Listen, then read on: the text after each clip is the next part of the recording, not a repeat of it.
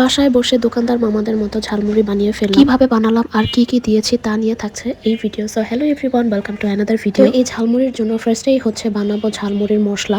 আর এই মশলার জন্য লাগবে হচ্ছে 1 কাপ পেঁয়াজ বাটা, সাথে লাগবে হচ্ছে 1.5 চামচ আদা বাটা, 1 চামচ রসুন বাটা। এই তিনটা জিনিস একসাথে একটা বাটির মধ্যে নিয়ে ভালোভাবে মিক্স করে একটা সাইডে রেখে দিব। তারপরে এই মশলার জন্য আর যা যা লাগবে তা হচ্ছে আর একটা বাটির মধ্যে হলুদের গুঁড়া, মরিচের গুঁড়া, জিরার গুঁড়া, তারপরে ধনিয়ার গুঁড়া, এই কয়েকটা জিনিস নিয়ে পানি দিয়ে ভালোভাবে মিক্স করে নিব। এটাও ভালোভাবে মিক্স করে একটা সাইডে রেখে দিব। এই মশলা সব উপকরণ রেডি করে এক সাইডে রেখে দিয়ে চুলার মধ্যে একটা প্যান বসিয়ে দিলাম। আর এই প্যানের মধ্যে 1 কাপ পরিমাণ সরিষার তেল দিব। আসলে এই মশলায় সরিষার তেল দিলে বেশি ভালো ফ্লেভার আসবে, টেস্টটা আরো ভালো হবে। তেলটা গরম হয়ে গেলে এই তেলের মধ্যে হচ্ছে আগে থেকে সাইড করে রাখা আদা রসুন বাটার পেস্টটা দিয়ে দিব। এই পেস্টটা দিয়ে ভালোভাবে কিছুক্ষণ নাড়াচাড়া করতে হবে। যতক্ষণ না পর্যন্ত এই আদা রসুনের পানিটা শুকিয়ে না যায় ততক্ষণ পর্যন্ত এভাবে নাড়াচাড়া করতে হবে। আমার আদা রসুনের পানি শুকিয়ে গিয়েছে আর উপরে তেল ভেসে উঠেছে। সো এখন আমার এই পেস্টের মধ্যে কোনো পানি নেই। সো এখন আমি এর মধ্যে আগে থেকে যে মশলা রেডি করা ছিল সেই মশলাটা ঢেলে দিব। ঢেলে দিয়ে বেশ ভালোভাবে অনেকক্ষণ নাড়াচাড়া করব। অনেকক্ষণ নাড়াচাড়া করার পর মশলাটা ভালোভাবে কষানো লাগবে। মশলা কষিয়ে গেলে এর মধ্যে হচ্ছে লাস্ট আরেকটা মশলা দিতে হবে। ওই মশলা বাসায়ও রেডি করা যাবে বা কেনা মশলা দিলে। সেই মশলাটি হচ্ছে গরম মশলা। আমি রাঁধুনির গরম মশলা দিয়েছিলাম, এটা কেনা মশলা ছিল। বাসার গরম মশলা দিলেও হবে।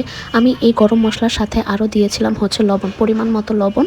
আর লাস্টে নামানোর আগে দিয়েছিলাম হচ্ছে জিরার গুঁড়া। আর এই গরম মশলা আর জিরার গুঁড়া দেওয়ার পরে হচ্ছে এই ঝালমুড়ির মশলার কালারটা অনেকটাই দোকানদার মামাদের মতো হয়ে গিয়েছে। তবে দেখতে যেমনই হোক না কেন এই মশলাটার টেস্ট পুরা হচ্ছে দোকানদার মামাদের মতনই হয়েছিল। আমার ঝালমুড়ির মশলা রেডি হয়ে গিয়েছে। আমি আগে থেকে ঝালমুড়ির জন্য মরিচ, পেঁয়াজ, টমেটো, লেবু এগুলো সব আগে থেকে কেটে রেখেছি। যেহেতু সব সময় ঘুর্নি দিয়ে মুড়ি খাই, সো এই কারণে আমি সাথে বাসায় ঘুর্নিও রেডি করে রেখেছিলাম। আমার ঝালমুড়ির সব উপকরণ রেডি। সো এখন হচ্ছে ঝালমুড়ি বানানোর পালা।